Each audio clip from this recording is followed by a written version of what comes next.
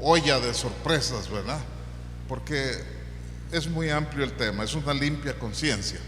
De eso hablé hace 2 semanas y bueno, me tengo que ver en la necesidad de establecer un fundamento hoy para continuar con una limpia conciencia, porque el tema es tan amplio y a la vez tan desconocido, porque rara vez se oye hablar de una limpia conciencia. Se oye hablar de que hay que arrepentirse, está bien. Arrepentirse, por cierto, no es que después de un mensaje de un pastor en el cual se describió con detalles el infierno y con detalles las maravillas del cielo, la gente decidió no pensar en el infierno y buscar el cielo. Nosotros así somos de interesados, ¿verdad? Y entonces, compungidos y en contrición, corrieron al frente a arrepentirse, pero un arrepentimiento que viene desde afuera. ¿Cuántos saben que dura muy poquito? Como 15 minutos, yo creo, ¿verdad? Un arrepentimiento que viene de afuera para adentro. Mientras que un arrepentimiento que sale de adentro hacia afuera tal vez no será tan dramático ni tan definido, pero con el pasar del tiempo eso es lo que va formando y discipulando el carácter del creyente. Entonces se oye de todo menos de una limpia conciencia. Y yo me pongo a pensar, cuando leo en Hebreos 9, 10, 8, 9 y 10, donde dice que si la sangre de los sacrificios del antiguo pacto no podían hacer perfectos en cuanto a la conciencia, porque el problema es la conciencia. El problema no es que hagamos cosas que no están bien, el problema es que esas cosas nos afectan la conciencia y caminamos con una conciencia sucia. Pero no solamente hubo un perdón de pecados en el sacrificio, sino que hubo también provisión para una limpia conciencia. Ahora, oiga bien, aquí se medio pega la carreta un poco en esto, porque hay muchos bemoles en la vida cristiana, o áreas grises, o como querramos llamarle, que nos hacen, que nos ensucian la conciencia. Si usted va a una iglesia X en San José, ahí le van a decir que ponerse pantalones eso no es de cristianos, ¿verdad? Cosas tan sencillas. Hasta me da vergüenza mencionar que hay iglesias que andan en esas nimiedades doctrinales, ¿verdad? Que tal vez ni existen. Pero en otras eso no es pecado, en otras sí, en otras no, y donde usted vaya, ahí va a haber diferencia y entonces su conciencia se ve afectada por esas áreas grises. Y aterrizamos en Pablo, que dice: si algún incrédulo, ahorita llegamos a leer eso, si algún incrédulo, le está escribiendo a los hermanos, a la iglesia, os invita a ir, ¿a dónde van los incrédulos? Los incrédulos van a lugares donde no se atreven a ir los cristianos, porque se pierden si van ahí. Entonces yo me recuerdo que venía, antes de conocer esto, venía gente de la iglesia y me decía: Abel, me invitaron a ir a tal lugar, tal vez un lugar medio cuestionable. Claro, sí, yo lo sé. ¿Debo ir o no debo ir? Y yo, en mi legalismo, yo decía: piénselo bien, ore. Ore primero antes de ir ahí. Y Pablo, que dice: sed imitadores de mí como yo de Cristo, dice: si algún incrédulo os invita a ir, dice él, ni siquiera dice vaya o no vaya, dice: de todo lo que ponga enfrente, coman sin hacer preguntas. Ni siquiera dice vaya, no, ya se va directo a la invitación, ¿verdad? De todo lo que ponga enfrente, comed sin hacer preguntas, dice, por causa de la conciencia. Yo decía la semana, haciendo un medio recuento de hace 2 semanas, que yo he estado en muchas bodas. Yo no sé cuántas parejas habré casado en 40 años de ministerio, 42. casi todos seguros se han divorciado ya. Por ahí de veces me llegan noticias, ¿verdad? Pero bueno, nadie se casa para divorciarse, pero sucede, acontece. Y entonces si uno de los dos es creyente y el otro no es creyente, o de la iglesia, vamos a decir, allá están los no creyentes disfrutando de la fiesta y bailando sus cumbias y sus merengues y sus disfrutando, ¿verdad? Y en el otro lado están los cristianos serios, viendo, ¿verdad? Asustados, como que si viene el Señor me quedo en este momento. Han estado ustedes en bodas así, ¿verdad? Sí, con miedillo ahí, que ojalá que no venga ahora.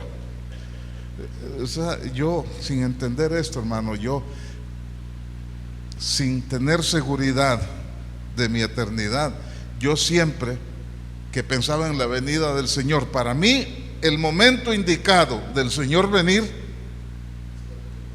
era el domingo como a las 12:30 del mediodía pasadito, porque yo estaba, todos los pecados los había dejado en el altar, ahí iba un santo totalmente. Pero un sábado en la noche que no se le ocurra venir, porque vengo arrastrando todos los días de la semana de quién sabe cuánta cosa, me quedo. Entonces ya comencé a entrar en temas sin avisarles y quería darles unos exordios, unos preámbulos primero. Voy a interrumpir lo que iba diciendo, ahorita me vuelvo a montar en el fluido del tema, pero bueno, les quería decir antes que yo estoy comenzando estos seminarios, hermano, en una época donde no se debe hacer, yo lo sé. No se debe empezar nada en este momento, porque la situación, la condición que está viviendo el mundo, no solo nuestro país, sino el mundo entero, no lo permite, es ilógico. Y un día estaba pensando, Señor, no es el momento, y no es el momento, pero he estado pensando, por años no es el momento. ¿Cuándo será el momento? Realmente no hay un momento, porque como testimonio les cuento, hermanos, que aquí en San José, en Costa Rica, yo empecé a predicar el tema de la gracia hace unos 20 años, y se me vino el mundo encima, se me vino familia, colegas, pastores de la organización donde yo pertenezco, Asambleas de Dios. A mí, por eso me bendice tanto que Nereida esté aquí, porque ella es de Asambleas de Dios, igual que yo. Y yo hablé con nuestro pastor, que es el superintendente de las Asambleas de Dios, y él me dijo, debes tener credenciales con nosotros, Abel. Yo le dije, Ricardo, pero usted sabe lo que yo predico. Y Ricardo me dice, Abel, usted es inteligente también, usted sabe cómo puede predicar lo que usted cree. Eso me dijo Nereida. Y él me dijo, porque usted conoce lo que nosotros conocemos, pero nosotros no conocemos lo que usted conoce. Así que, empezando, tal vez como dijo Pablo, a todos me he hecho de todo. A los judíos, no estando yo sin ley, como que estuviera sin ley. A los gentiles, como gentil. A todos, dice, me he hecho de todo. Alguien le abre la puerta, por favor. Con tal de ganar a muchos. Entonces,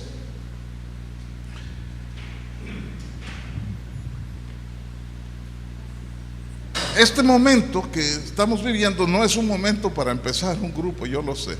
Usted mismo lo, Mayden, bendiciones. Pero estamos aquí y este es un viaje, le advierto, del cual usted no tiene regreso. Como algunos de esos aeropuertos grandes, como el aeropuerto de Atlanta o el de Dallas, que uno se mete por esas mangas, por esos pasillos, y dicen que hay gente que se ha metido por ahí y nunca más ha regresado. coloquialmente, ¿no? Que se fueron para su país. Pero este es un viaje parecido, ¿verdad? Una vez que uno entiende unas cosas de la Biblia, ya después se le hace difícil aceptar otras cosas que uno tradicionalmente creía. Eso es lo interesante de esto. Y lo más interesante aún es que es bíblico. No es invento de Abel, no es invento de los reformadores de la iglesia. No, es bíblico y es sabroso, es delicioso. Cuando usted lo prueba, los oídos, como dice Pablo, de su entendimiento se abren y usted quiere más, como en un restaurante bueno.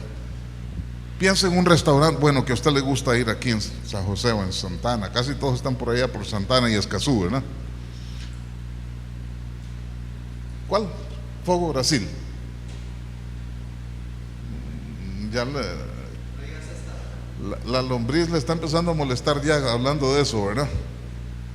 Un restaurante bueno, usted fue ahí, comió, lo trataron bien, le supo rico el churrasco o lo que fuera, y usted se va y han pasado unos días y usted piensa, yo quiero volver ahí porque estaba buena la comida. Es más, si usted se encuentra algún amigo y el tema sale, usted le dice, te recomiendo la casa la casona de quién, de doña Lela, Lali. La casona de Lali. Sí, ahí es bueno, y uno se hace cliente porque le gusta el sabor, le gusta el trato, le gusta lo que le dan ahí, y así es esto, y llega a ser esta palabra indispensable para nosotros. Ahora, si cree que es bueno para usted, también es bueno para otras personas. Entrando en materia, oiga bien, hay 3 tipos de mensajes. Hay un mensaje que es para las emociones. Sí, casi siempre son pentecostales los que predican ese mensaje. Es para las emociones, ¿verdad? Y es bonito estar en un ambiente donde se mueve el espíritu. Hay mensajes también para el poder causar una decisión en la persona, que es cuando la persona decide entrar en los caminos del Señor. Y hay otro mensaje, que es el mensaje para la mente, es el mensaje del conocimiento. Y ese es el mensaje que yo predico. ¿Quién necesita escuchar este mensaje? O sea, cuando uno va a entrar en algún curso especializado, le hacen una prueba de aptitud. ¿Saben lo que es, verdad? Una prueba de aptitud, de suficiencia, para ver en qué grado lo ubican a usted. Y si usted no pasó la prueba esa, le dan una más fácil para que usted empiece en un nivel más bajo. Una prueba de aptitud. Yo les voy a hacer una prueba no se asusten, pero una prueba de aptitud. Iván está con el cuaderno de notas ahí para apuntar, ¿verdad? Está listo. Prueba de aptitud. A ver en qué nivel está usted. Esto lo he hecho en otros lugares y no se vale ver la Biblia. ¿Ok? ¿Cuántos se saben Romanos 3:23 de memoria? Estoy viendo que no estén viendo la Biblia. Cuidado. ¿Qué dice Romanos 3:23?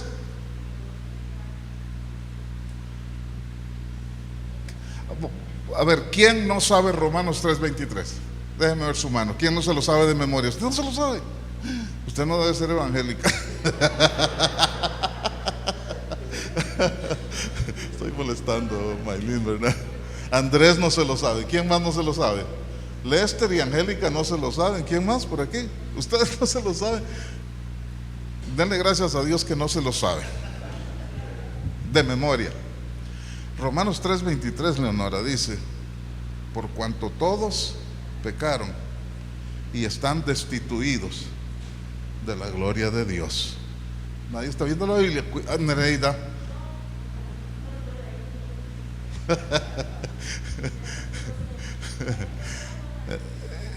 es que nosotros crecimos con esos versos de condenación. Y la cuestión es que cuando el pastor decía Romanos 3:23, no seguía con el verso que sigue, porque el mensaje se iba a enfocar allí en Romanos 3:23. Tan es así la cultura de condenación que nosotros hemos arrastrado por todo el tiempo, que en la iglesia donde yo crecí como niño, cuando el culto se ponía medio aburrido, el pastor decía, bueno, se estaban durmiendo los hermanos y qué sé yo, y decía, vamos a hacer una cadena de textos ahora. ¿Se recuerdan de eso? Una cadena de textos. Y era que para que todos se espabilaran, uno decía por allá, Dios es amor, ahí pescando versos de donde fuera para no quedar como ignorantes o que no estudiaban la Biblia, ¿verdad? Otro decía Jesús lloró, que por allá en Juan es el verso más corto de la Biblia, ¿verdad? Otros decían versos comunes, porque de tal manera amó Dios al mundo que mi papá siempre decía, sécase la hierba, marchítese la flor, mas la palabra de Dios permanezca para siempre. Bonitos versos, ¿verdad? Pero casi todos esos versos estaban inclinados a condenación.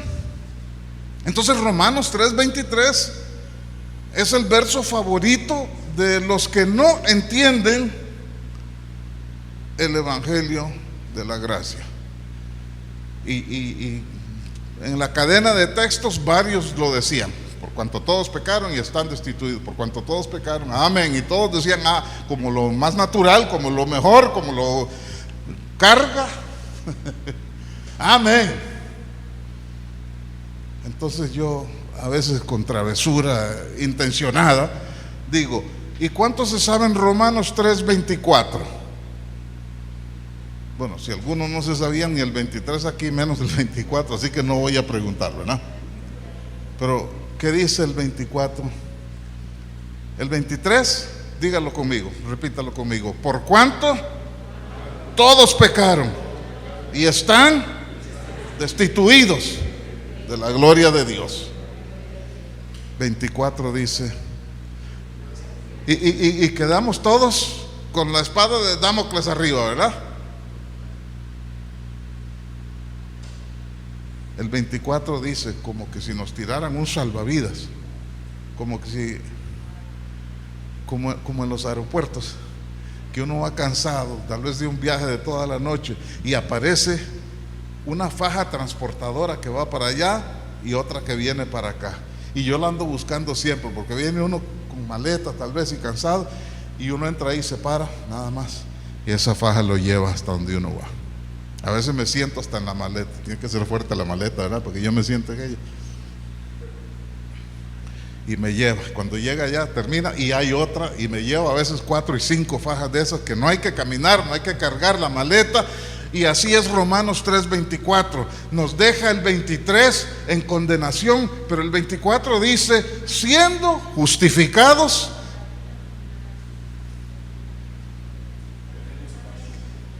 ¿Quién lo está leyendo por ahí? ¿Usted lo tiene? Siendo justificados gratuita por su gracia, mediante la redención que es en Cristo Jesús.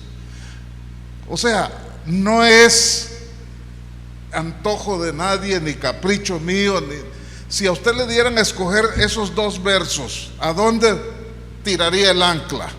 ¿A dónde? ¿En el 23 o el 24? Repito, el 24 dice, siendo justificados gratuitamente por su gracia, mediante la redención que es en Cristo Jesús, Señor nuestro. ¿Cuál quiere usted? ¿Cuál quiere usted? El 24, ¿sí? A mí me conviene el 24. Nos conviene el 24. Y no es que no debemos aprender el 23, porque es una realidad lo que pasó, pero también es una realidad lo que hizo Cristo por nosotros. Romanos 3:24.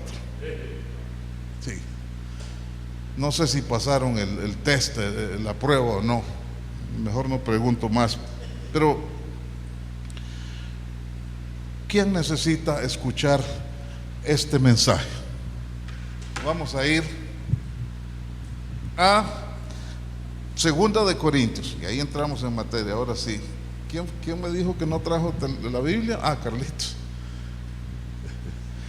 Los teléfonos, hay una aplicación que se llama, en inglés se llama Bible Gateway. Bible Gateway. Si usted la baja en su teléfono, ahí le va a dar, usted la tiene, Gateway. Tiene como 15 versiones en español y como 60 en inglés, y tiene otras versiones ahí, muy interesante. Bible Gateway se llama, por si acaso usted la quiere. Segunda de Corintios capítulo 3. ¿Quién necesita oír este mensaje?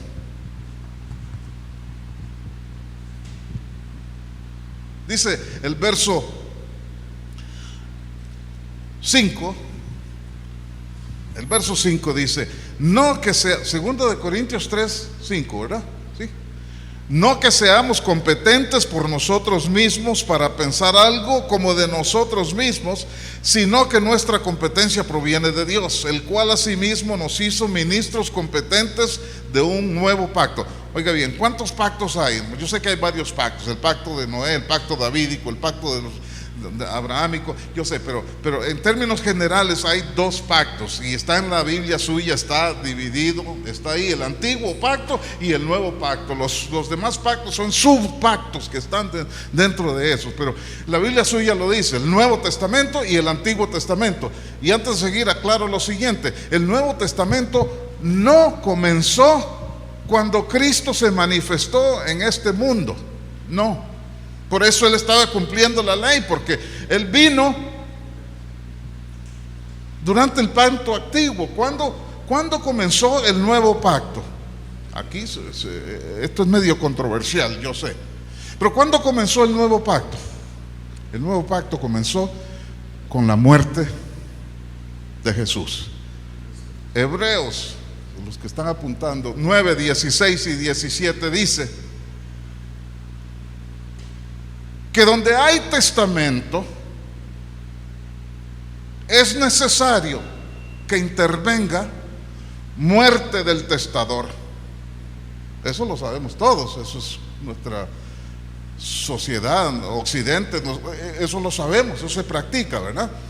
Donde hay testamento es necesario que haya muerte del testador, pues no es válido, lo dice ahí, no es válido entre tanto que el testador vive. Ahora bien, ¿cuándo empezó entonces el nuevo pacto? Cuando Jesús nació,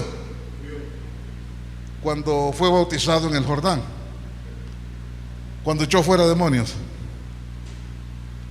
cuando sanó al hijo de la viuda de Naín, o cuando resucitó a Lázaro. No, nada de eso. Todo eso fueron bondades del Señor, pero no había nuevo pacto. El nuevo pacto llegó a existir con la muerte del Señor Jesucristo y la resurrección posterior, naturalmente. Si eso no hubiera sucedido, por cierto, hermanos, que Jesús no vino, escuche bien, en su ministerio terrenal, más específicamente a nosotros los gentiles, a nosotros los costarricenses. Sí.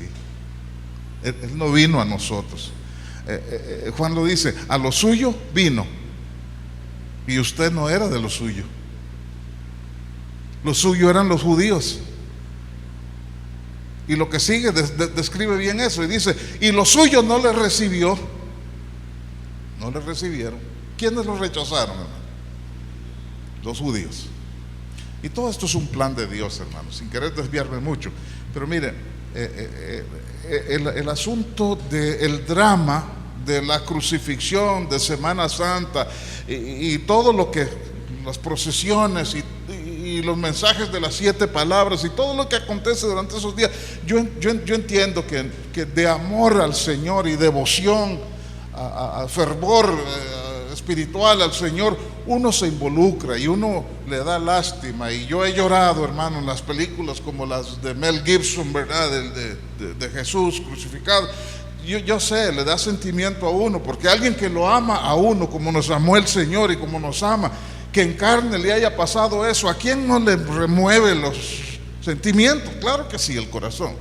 Pero hermano, la verdad es, la verdad fría, calculada por Dios mismo, es que si cuando Pilato ofreció soltar a Barrabás o a Jesús, ¿se recuerdan? Soltaban en esa época a un preso condenado, y la gente gritó: Barrabás, Barrabás, Barrabás. Y yo me imagino a Jesús encadenado, ensangrentado, agonizando, y la gente gritando que soltaran a Barrabás, a un ladrón que quién sabe cuántos carterazos, quién sabe en cuántas casas se había metido, no por nada estaba preso. Pero si lo vemos fríamente, hermanos, ahora que yo veo lo que iba a acontecer y lo que tenía que acontecer para nuestra salvación, yo creo que yo estaría entre los que estaban gritando ahí: Barrabás, Barrabás, Barrabás. ¿Me están siguiendo? ¿Sí? Condenen a Jesús. Métanle la espada en su costado. Pónganle los clavos y que derrame su sangre y que expire. Porque dice Pablo en 1 Corintios 15 que si Cristo no resucitó posterior a su muerte, aún estamos en nuestros pecados. Yo creo que con timidez, con vergüenza, yo estaría diciendo: voto por Barrabás, conociendo el trasfondo del plan de Dios. Porque ¿qué podía hacer la sangre de Barrabás por nosotros, hermano?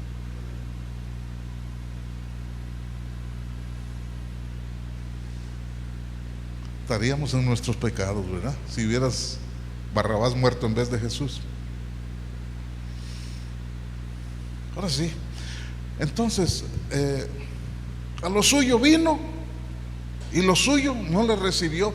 Y entonces dice: mas a todos los que le recibieron, a los que creen en su nombre, les dio potestad de ser hechos hijos de Dios.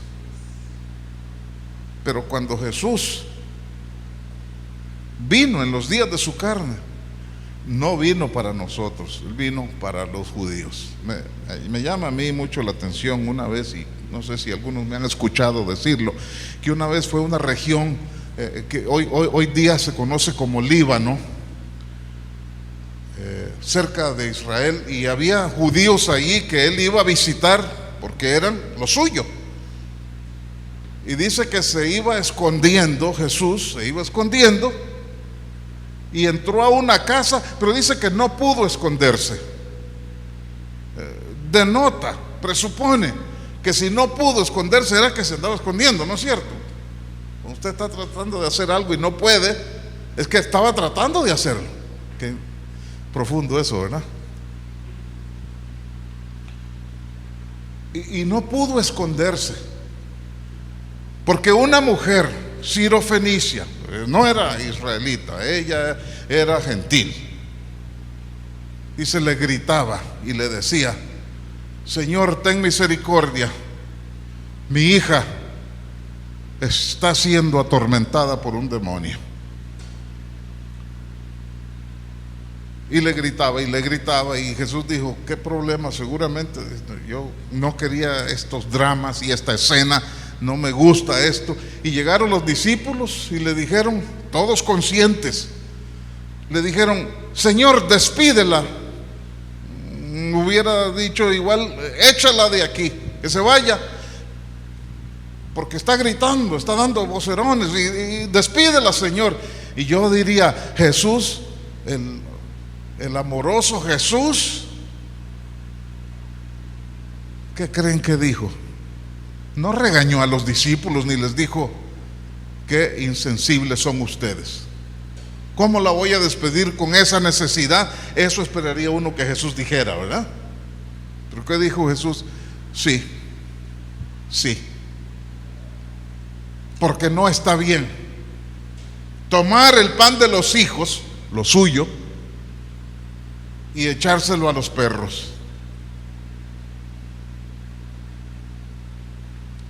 Yo sé que el traductor de ese pasaje usó un diminutivo para hablar de los perros y dijo perrillos, que suena como menos ofensivo, ¿verdad?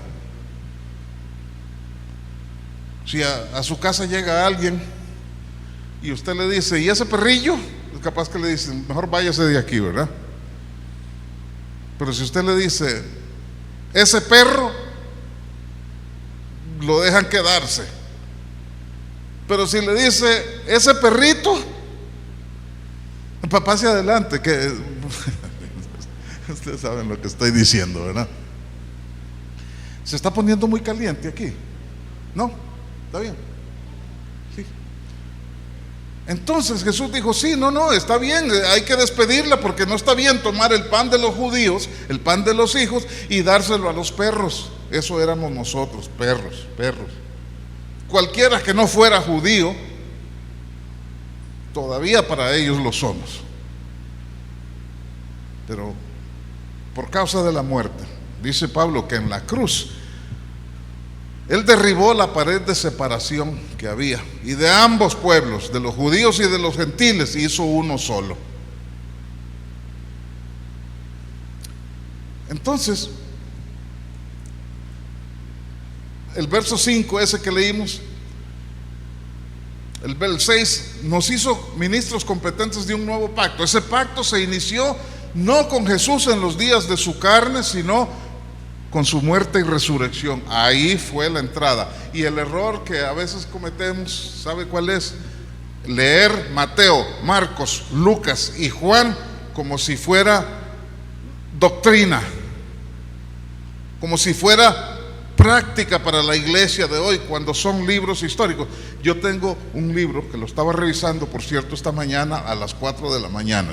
Esa es la hora que a mí me gusta a veces escribir y leer. Y ese libro dice claves para entender las escrituras. Una de esas claves es que la Biblia se divide en 4 secciones. Hay muchas más secciones, claro que sí, pero secciones: historia, poesía, profecía y revelación.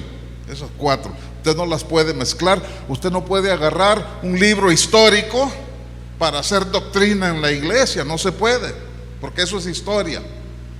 Y por hacer eso,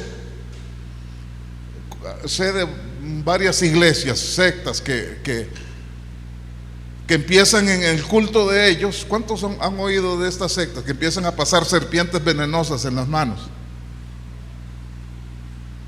Sí. Una vez yo fui a un culto de esos y una película de esos, sí. ¿Y qué pasó, Abel? Pues no me ve aquí hablándole, no me atreví a agarrar esa serpiente yo. Y eso lo hacen, ¿sabe por qué? Porque Jesús dijo cuando los envió: en sus manos tomarán serpientes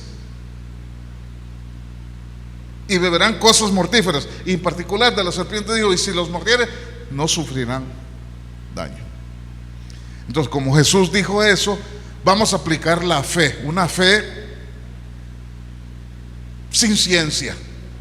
Y entonces tienen serpientes venenosas y separan los que supuestamente tienen más fe que los de los que tienen menos fe. No, usted no puede, si lo muerde se muere.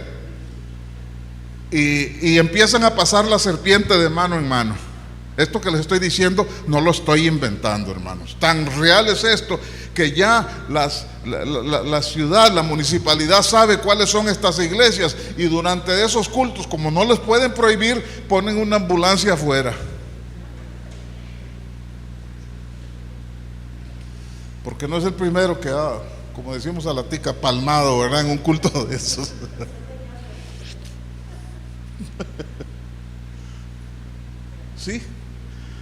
Sí, porque eso no es doctrina, eso no es práctica de la iglesia, son libros históricos.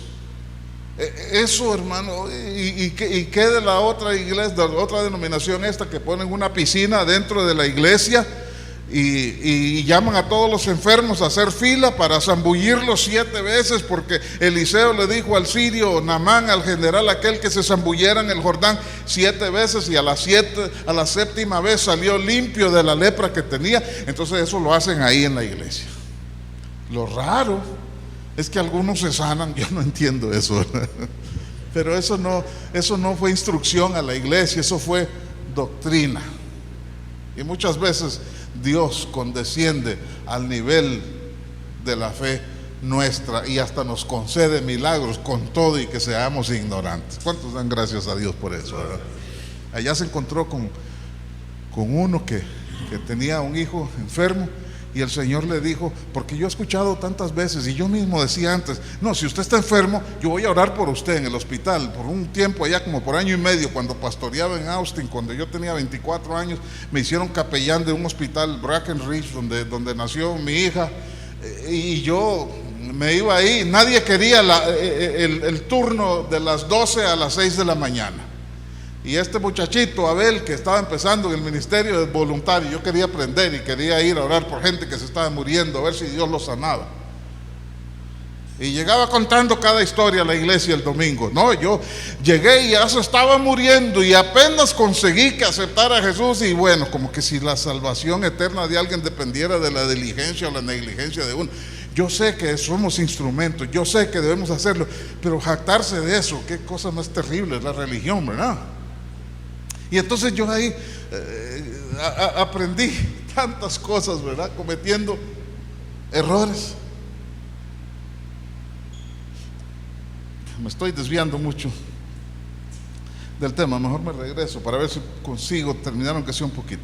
¿Les queda claro, hermanos, que el nuevo pacto empezó con la muerte de Jesús?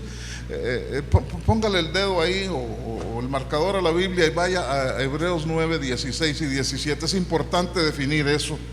Ahorita regresamos a Corintios. Hebreos 9, 16 y 17. En cualquier versión que usted le tenga, va a decir lo mismo.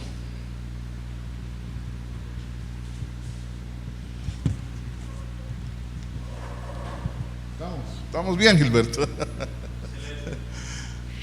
A ver, Hebreos 9, 16 y 17. Y así les queda claro cuándo hubo cambio de testamento, para que ya ahora esa clave usted la aplique. Los días de Jesús durante su ministerio terrenal son historia, y algunas cosas pasaron al pacto de gracia, yo lo sé. Otras fueron eliminadas, otras fueron modificadas, pero son libros históricos que escribieron los reporteros de esos 4. Pero aquí está la clave. 16, Hebreos 9, 16. Porque donde hay testamento, es necesario que intervenga muerte del testador. Porque el testamento con la muerte se confirma, pues no es válido entre tanto que el testador vive. Los bienes del Señor solo se pueden repartir cuando Él se muere. Es una falta de respeto andar peleándose las herencias y el viejito vivo, ¿verdad?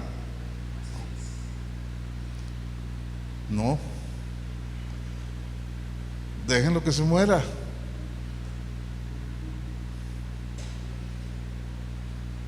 Igualmente, hermanos, el testamento, mientras el testador no había muerto, no estaba en efecto. Por eso era que Jesús andaba echando fuera demonios, ¿sí? Porque el testamento no estaba en efecto. Ahora, referencia a eso, una vez se encontró con unos demonios que cuando lo vieron de lejos le gritaron y le dijeron: ¿qué tienes con nosotros? ¿Has venido a atormentarnos? ¿Qué dijeron? Antes de tiempo. Ellos sabían que el tiempo era la muerte del testador en la cruz, porque Pablo dice que en la cruz Él derrotó a los principados y a las potestades. En la cruz. No fue echándolos fuera allá en Gadara, ni a aquella que se revolcaba en el... No fue eso. Él veía el sufrimiento del ser humano, de lo suyo, de los judíos, de los hebreos, y sentía compasión para ayudarlos, y por eso los liberaba. Pero realmente el golpe duro para ellos, y ellos lo sabían, iba a ser en la cruz. Por eso los demonios dijeron: no nos atormentes antes de tiempo, no, por lo menos déjanos disfrutar los últimos días que nos quedan. Viene la cruz, y de ahí en adelante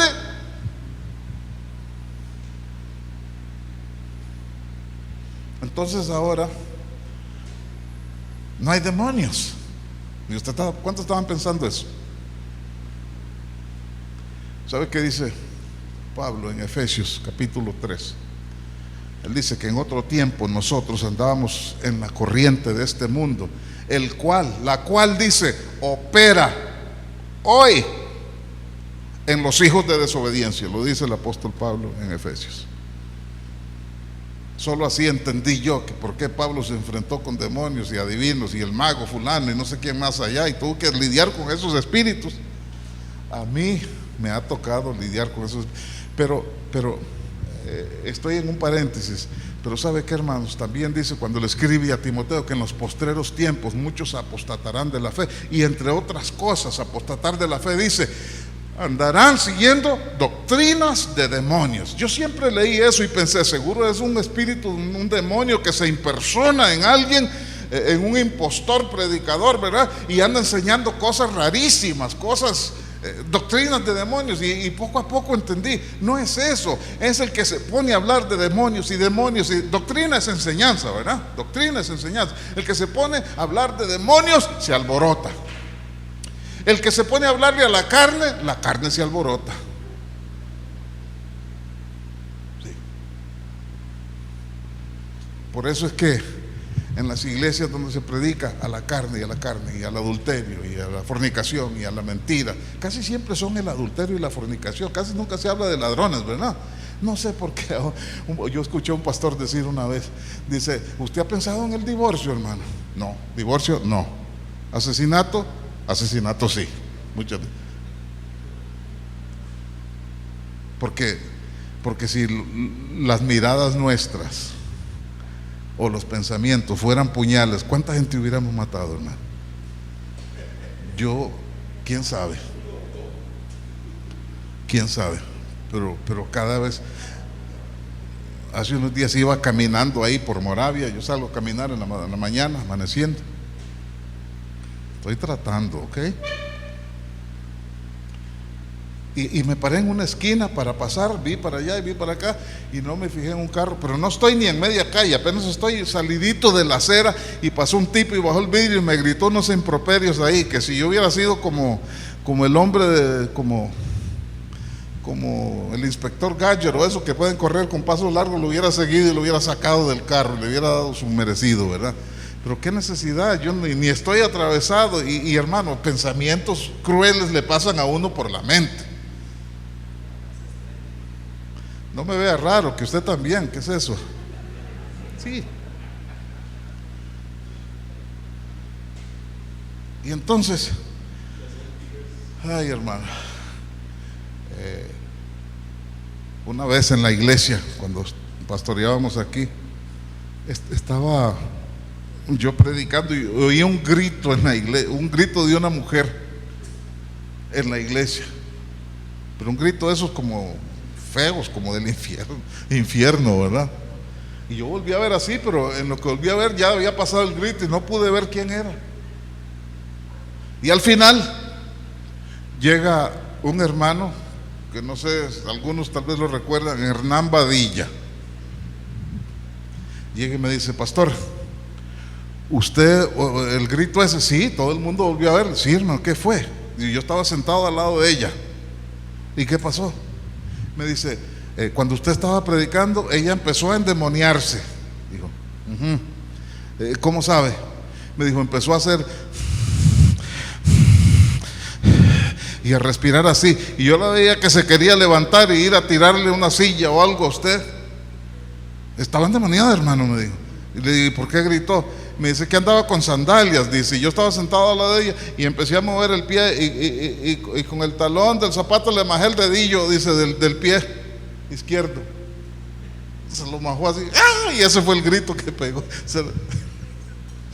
Para que no hiciera ese ridículo. No, vamos a ser honestos, hermano. En un culto, yo sé lo que es estar en un culto donde la gente se arregla como usted lo hizo hoy, se prepara, toma su tiempo, viene con expectativa y llega a la iglesia y empieza uno a brincar por allá, endemoniado, y otro a andar por en medio de las sillas como una serpiente, y otro a pegar gritos, y otro a querer golpear al pastor, y otro, y 4 o 5 hombres fuertes, diáconos, cargando una niña, tal vez flaquita, y no pueden con ella y la llevan a un cuarto, y otro se manifestó por allá. Yo he vivido eso, otro por allá, y total no hubo sermón, ni hubo música, ni hubo adoración, y la gente que no entiende, que está acostumbrada a eso, sale diciendo: qué tremendo estuvo el culto, ¿verdad? Que sí, qué bendición, cómo se manifestaron los demonios.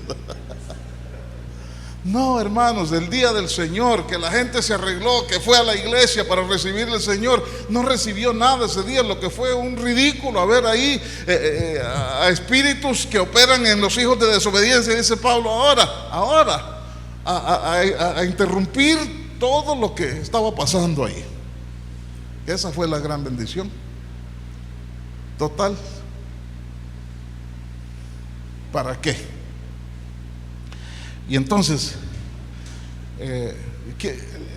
les queda claro eso, ¿verdad? ¿Cuándo entró en efecto el Nuevo Testamento?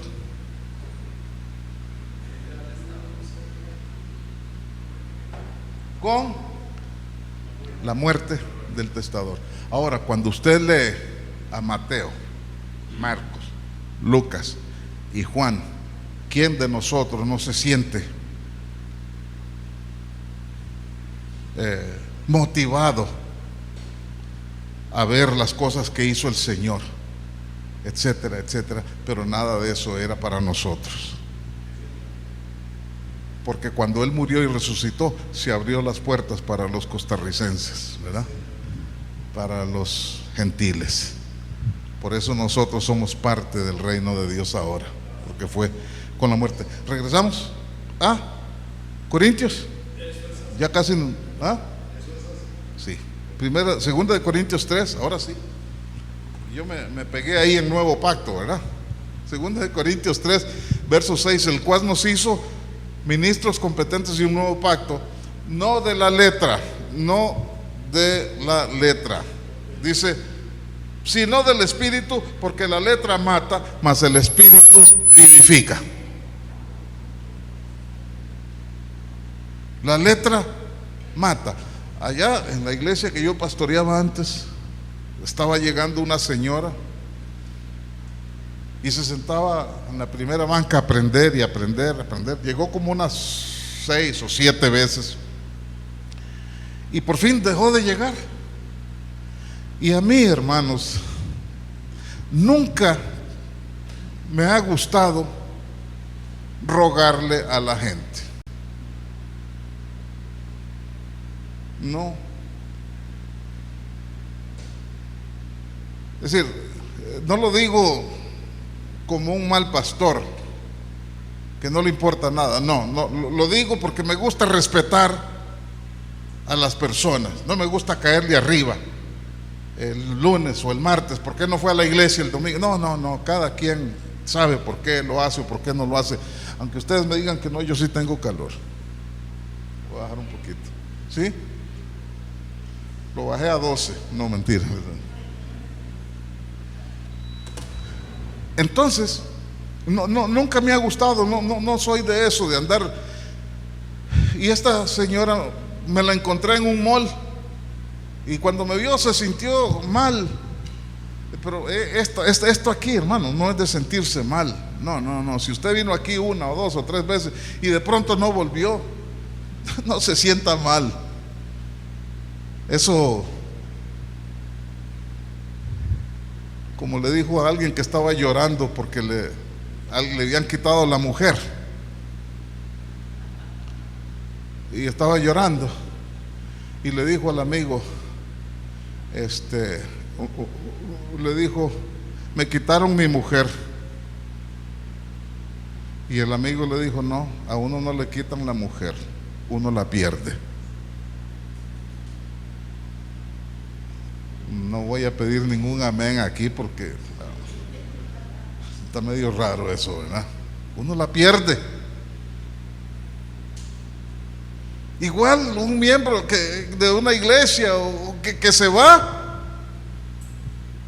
A mí no me lo quitaron, ni yo voy a andar peleando nada. Yo lo perdí, a lo mejor no era de la personalidad que le agrada a él, mi timbre de voz, mi forma de presentar la enseñanza que yo doy. No lo fui a visitar un día que estaba, qué sé yo, no lo perdí. Nadie me lo ha robado, ni nadie aquí es ovejita mía. El Señor tiene ovejas. Ni soy padre espiritual. ¿Cuántos han oído a pastores decir: ese es hijo espiritual mío? ¿Sí? ¿Será que Dios es el abuelo? Porque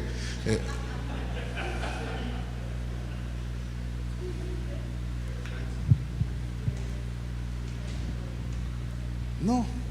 Entonces esta señora se sintió mal y vino y me dijo: pastor, cuando seguro se dio cuenta que ya yo lo había visto, vino y con un poco de timidez me dijo: pastor, es que yo no he vuelto a la iglesia. Sí, no se preocupe, no se preocupe. Me dice: es que sin yo pedirle explicación, me dijo, yo hablé con mi pastor de lo que usted está enseñando, y mi pastor me dijo que la letra mata.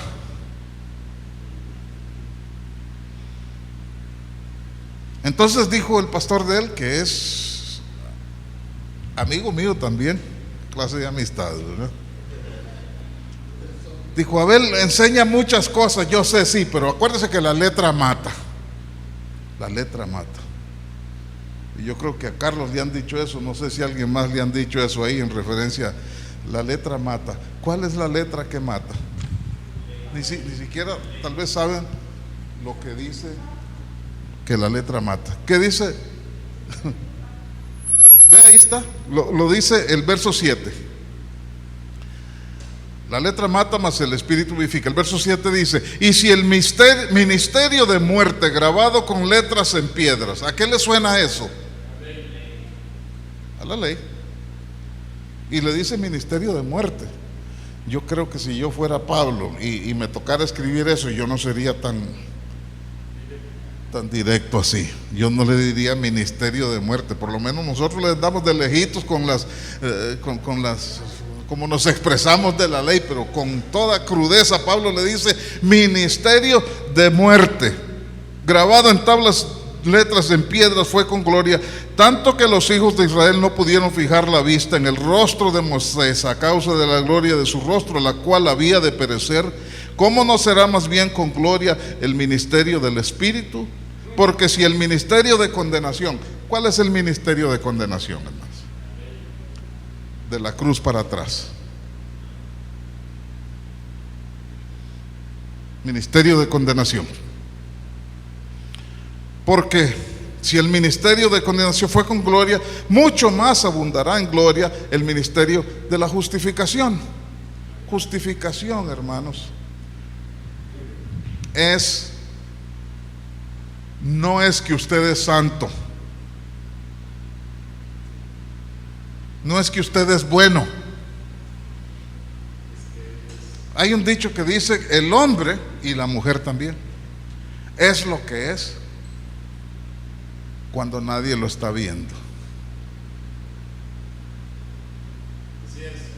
Ahí quedamos retratados todos, ¿verdad?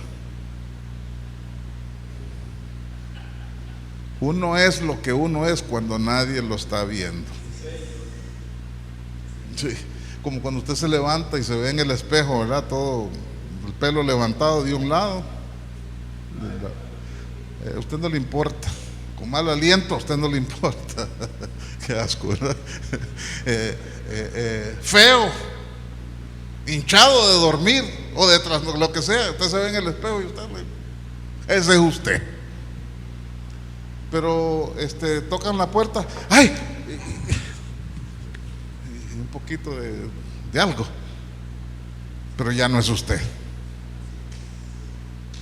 Y aquí en la iglesia, o en la iglesia donde usted se congrega, aquí en el grupo, todos somos ángeles, ¿verdad? Angelitos. Pero cuando salimos de aquí, no, yo no estoy atacando a nadie, no crea. Simplemente estamos poniendo los pies en la tierra.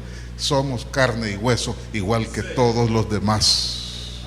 Propensos a enojarnos, propensos a mirar a una mujer, a un hombre, propensos a tentaciones. Yo tengo un pastor amigo de Puerto Rico que dice que el papá era pastor de la iglesia, y el papá decía, el pecado está cuando mira la segunda vez. La primera vez no, porque la primera vez, ¿cómo no va a haber uno, verdad? Pues sí. Pero ya si usted vuelve a ver la segunda vez, ya es pecado. Y la tercera vez, ni se dice, no. Y dice que un día iba con el papá en el carro y pasó una muchacha en ropa ligera, cerquita así, y él se quedó viéndola así, alargando, y sintió que le pegaron aquí el papá y le dijo el nombre, casi les digo el nombre, ¿verdad? Estaban esperando que se lo dijera, ¿verdad? No se lo voy a decir. Dijo, ¿qué estás haciendo? Pecador, le dijo el papá. Dijo, no, papi. Dijo él, usted no ha enseñado que si uno ve la primera vez, nada más que estoy alargándola para que me dure la primera vez, dice. Así es la carnita de nosotros, ¿verdad? Esa es la carnita que nosotros nos manejamos todos los días. Todos los días. Y déjeme decirle algo, el ministerio de la justificación que dice Pablo ahí,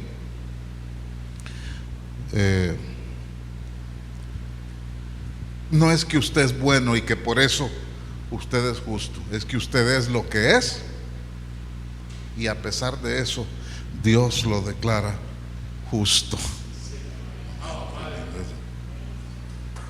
A pesar de lo que usted es lo que es, Dios lo declara justo.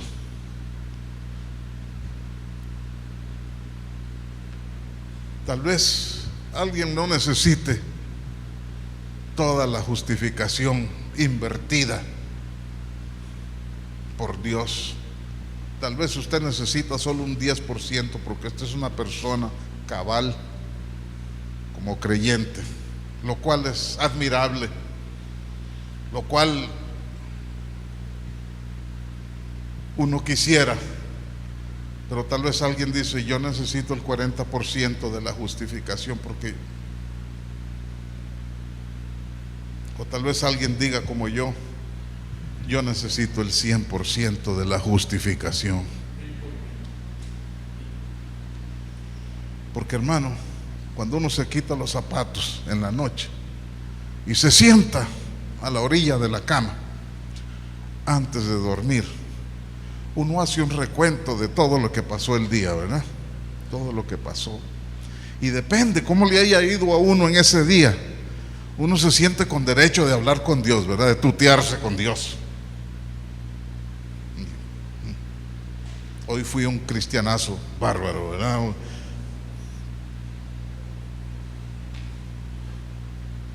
Pero hay días que uno se sienta y se quita los zapatos y ni siquiera quiere hablar con Dios, porque ese día le fue mal a uno. Ese día, quién sabe cuántas veces miró, ¿no? Más de 3. Ese día se peleó con la mamá, con el hijo, con el marido. Bueno, para eso no hay mucho esfuerzo que hacer, ¿verdad?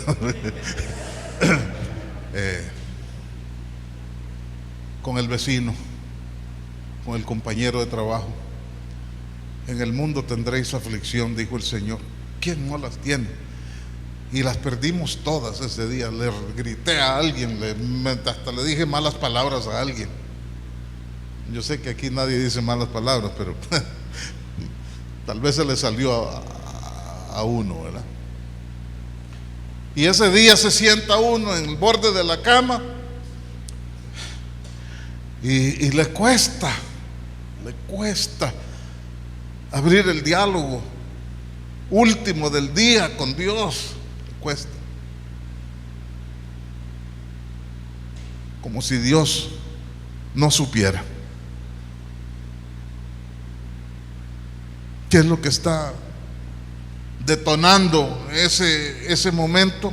La conciencia sucia. Pero hermano, le voy a dar dos secretos. Número uno, el mismo Dios al cual yo me siento el día que fui victorioso, con confianza para hablar con Él, me da una palmadita en la espalda y me dice: Abel, está bien. Y el mismo Dios que al día siguiente, cuando me fue mal y pateé y grité y hice berrinche y quién sabe qué más, con todo y lo culpable que soy, es el mismo Dios que me da una palmadita en la espalda y me dice: Abel, está bien, por el ministerio de la justificación. Porque esas tortas de ese día ya fueron pagadas, y siendo culpable me declararon justo. Amén. La palabra justificación en inglés se dice justification. No estoy aquí para hacer alarde de hablar inglés, no. Yo fui educado en los Estados Unidos y allá he vivido casi toda mi vida. Pero me llama la atención, justification es el verbo.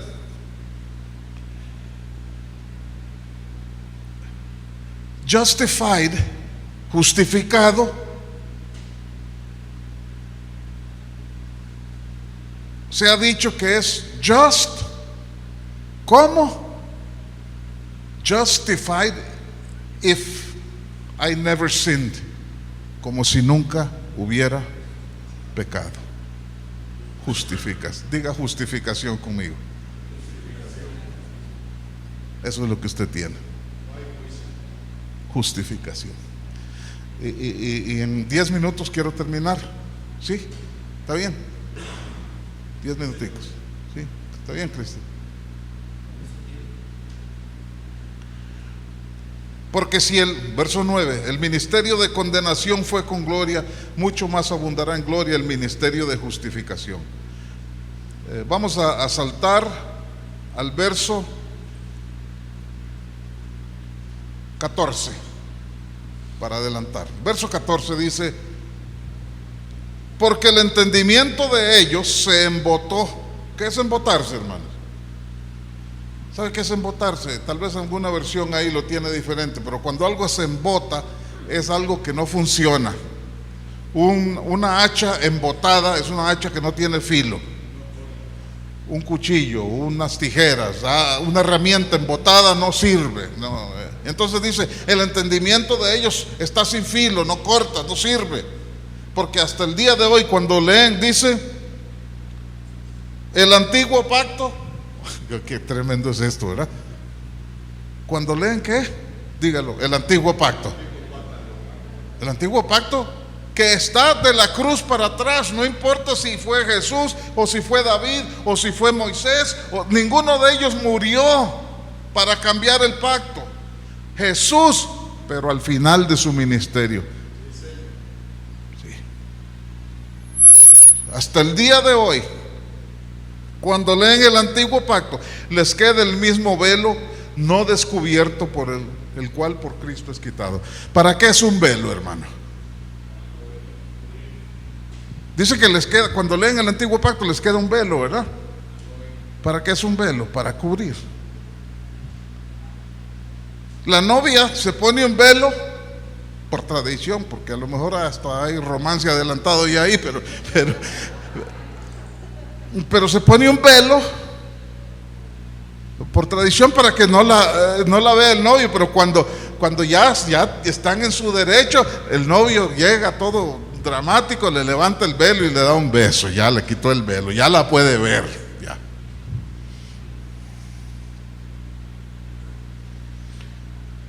Dice que cuando leen el antiguo pacto les queda el velo puesto, el cual por Cristo es quitado. Y dice el verso 15, importantísimo, y aún hasta el día de hoy, diga hoy. ¿Cuánto es hoy? No es mañana ni ayer, es hoy. Aún hasta el día de hoy, cuando se lee a Moisés es representante del antiguo pacto. Cuando se lee a Moisés, el velo está puesto sobre el corazón de ellos. Y aquí termino con el verso 16 y les hago una pregunta. Pero cuando se conviertan al Señor, el velo se quitará. Repítalo conmigo, diga: cuando se conviertan al Señor, el velo se quitará. Le pregunto, ¿quiénes son los no convertidos?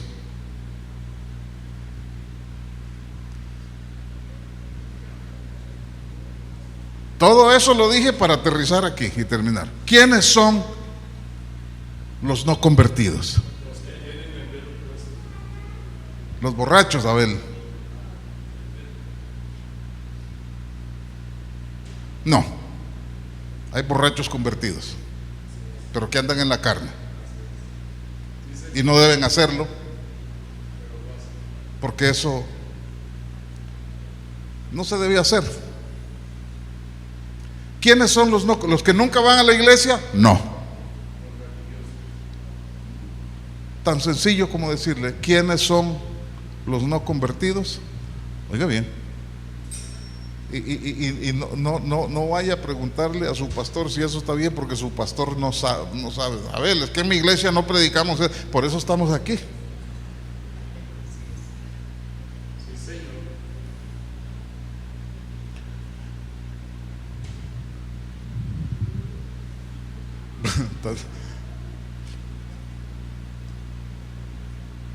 ¿Quiénes son los no convertidos? Los que leen el antiguo pacto. A ver, entonces no se puede leer el antiguo. No, sí se puede leer. Pablo lo usaba muchas veces como referencia y él decía como está escrito. Pero si no se lee con el filtro de la resurrección de Jesús, usted se transporta al ministerio de condenación, al ministerio de muerte. Pero cuando se conviertan al Señor, el velo se quitará. Entonces, ¿quiénes son los que necesitan convertirse, hermanos? Los que leen. Los de afuera de la calle no, esos no leen nada. Esos ni siquiera saben qué es Moisés. Esos ni siquiera saben la división entre los pactos, ni siquiera saben la liturgia de la iglesia, los cantos de la iglesia, no saben la cultura religiosa. No, ellos no, los de afuera no, son los de adentro los que necesitan convertirse. Si no lo estuviera leyendo yo ahí, no lo diría. Pero cuando se conviertan al Señor, el velo se quitará. Ahora, dije que iba a terminar, ¿verdad? Porque había un niño que le dijo al papá, papá, eran de iglesia. Le dijo, papá, ¿qué significa en conclusión? Y el papá le dijo, nada. Porque como eran de la iglesia, el pastor siempre decía, en conclusión, hermano, y seguía predicando, y seguía predicando, y seguía predicando. Nada. En conclusión, vea, estoy cerrando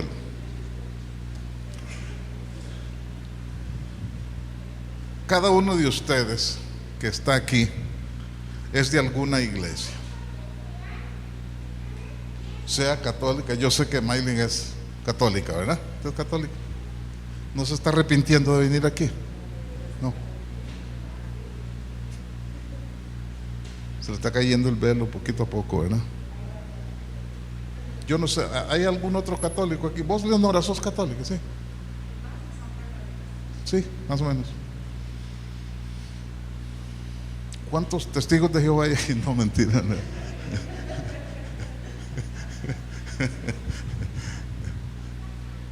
Yo tengo una amiga en San Carlos que es testigo de Jehová y ella me dice, ¿podemos ser amigos? Y yo le dije, sí, podemos ser amigos. Y me dice, no va a tratar de convertirme. Y le dije yo, no, y usted me va a tratar de convertir a mí porque ustedes son los más necios. Eso le dije yo. Entonces, cada uno de nosotros somos de alguna iglesia aquí. Y irónicamente, usted está oyendo estas cosas, muy posible por vez primera, pero las está leyendo en la misma Biblia que usted por años y años y años y años ha leído. Y mi misión no es llorar por las almas perdidas, hermano.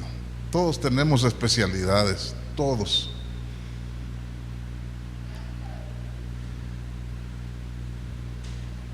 Había un predicador, sí, yo sé lo que está pensando en conclusión, pero ya voy a terminar.